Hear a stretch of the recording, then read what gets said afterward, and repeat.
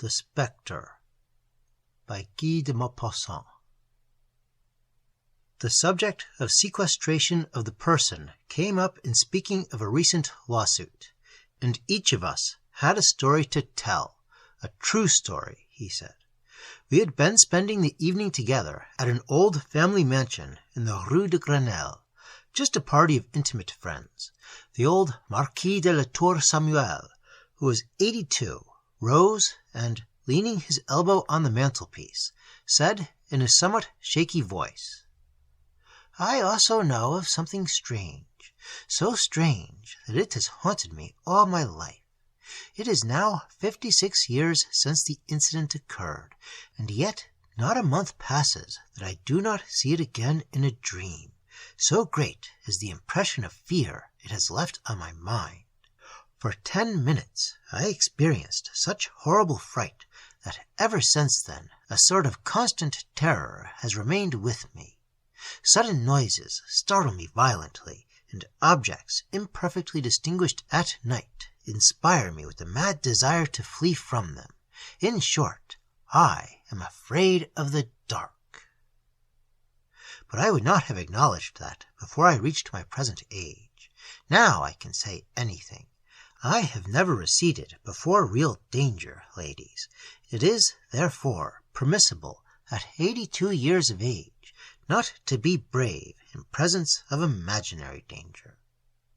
That affair so completely upset me, caused me such deep and mysterious and terrible distress, that I never spoke of it to anyone. I will now tell it to you exactly as it happened, without any attempt at explanation. In July 1827, I was stationed at Rouen. One day, as I was walking along the quay, I met a man whom I thought I recognized, without being able to recall exactly who he was. Instinctively, I made a movement to stop. The stranger perceived it, and at once extended his hand. He was a friend to whom I had been deeply attached as a youth. For 5 years I had not seen him. He seemed to have aged half a century. His hair was quite white, and he walked bent over as though completely exhausted. He apparently understood my surprise, and he told me of the misfortune which had shattered his life. Having fallen madly in love with a young girl, he married her, but after a year of more than earthly happiness, she died suddenly of an affection of the heart. He left his country home on the very day of her burial, and came to his town house in Rouen, where he lived, alone and unhappy, so sad and wretched that he thought constantly of suicide. "Since I have found you again in this manner," he said, "I will ask you to render me an important service. It is to go and get me out of the desk in my our bedroom, some papers of which I have urgent need. I cannot send a servant or a business clerk, as discretion and absolute silence are necessary. As for myself, nothing on earth would induce me to re-enter that house. I will give you the key of the room, which I myself locked on leaving, and the key of my desk, also a few words for my gardener, telling him to open the chateau for you. But come and breakfast with me tomorrow, and we will arrange all that." I promised to do him the slight favor he asked. It was, for that matter, only a ride which I could make in an hour on horseback, his property being but a few miles distant from Rouen. At 10 o'clock the following day, I breakfasted tete-a-tete with my friend, but he scarcely spoke. He begged me to pardon him. The thought of the visit I was about to make to that room, the scene of his dead happiness, overcame him, he said.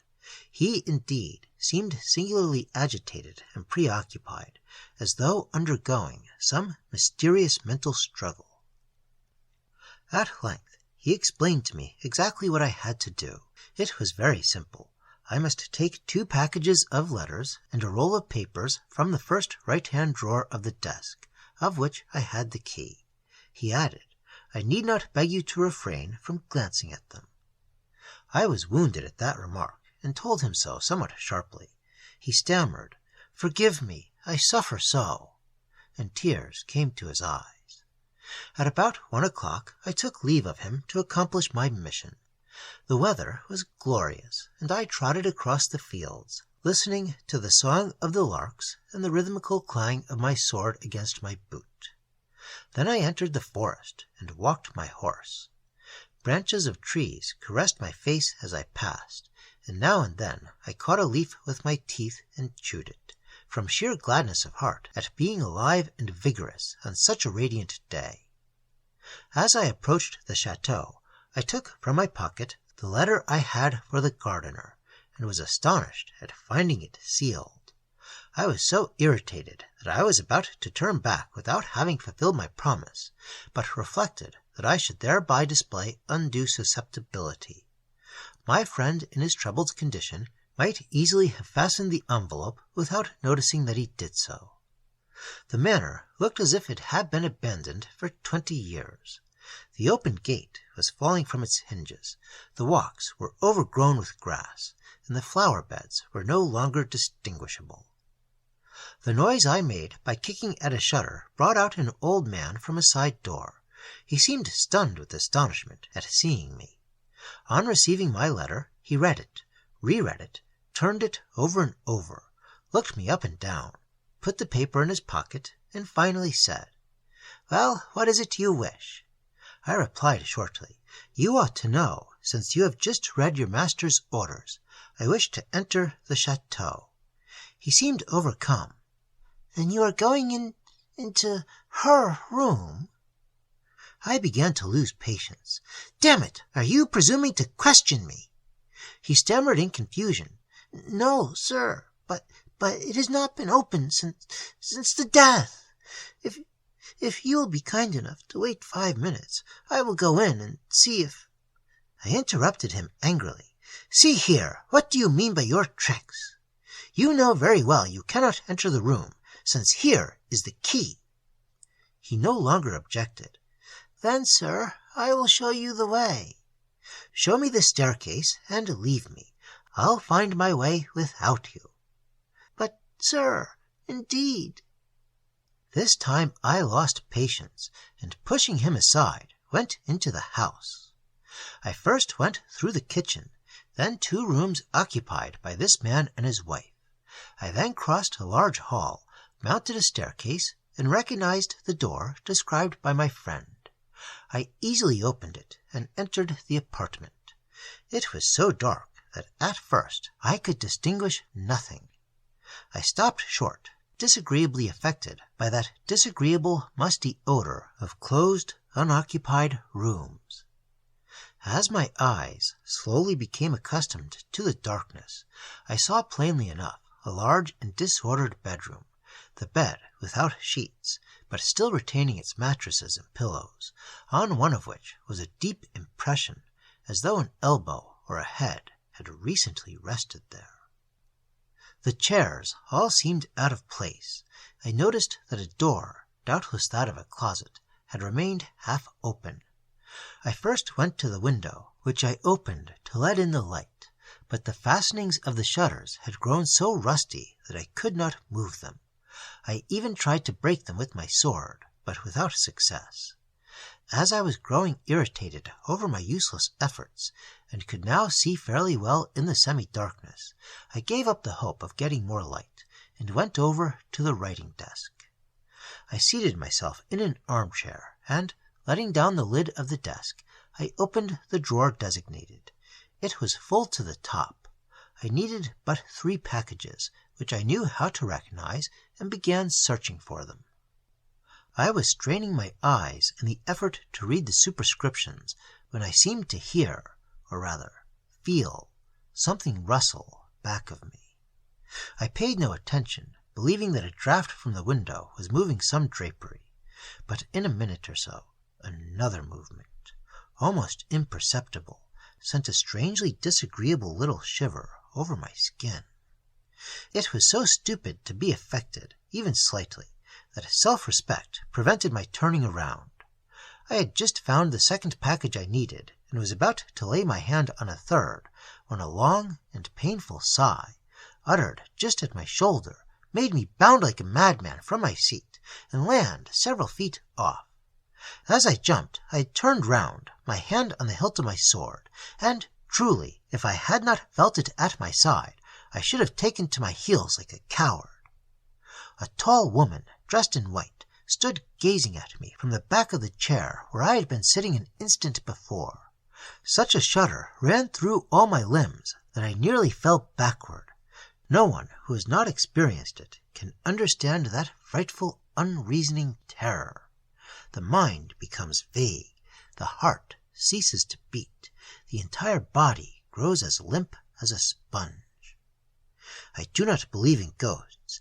Nevertheless, I collapsed from a hideous dread of the dead, and I suffered, I suffered in a few moments more than in all the rest of my life from the irresistible terror of the supernatural. If she had not spoken, I should have died, perhaps. But she spoke. She spoke in a sweet, sad voice that set my nerves vibrating. I dare not say that I became master of myself and recovered my reason. No, I was terrified and scarcely knew what I was doing. But a certain innate pride, a remnant of soldierly instinct, made me, almost in spite of myself, maintain a bold front. She said, "Oh, sir, you can render me a great service." I wanted to reply, but it was impossible for me to pronounce a word. Only a vague sound came from my throat.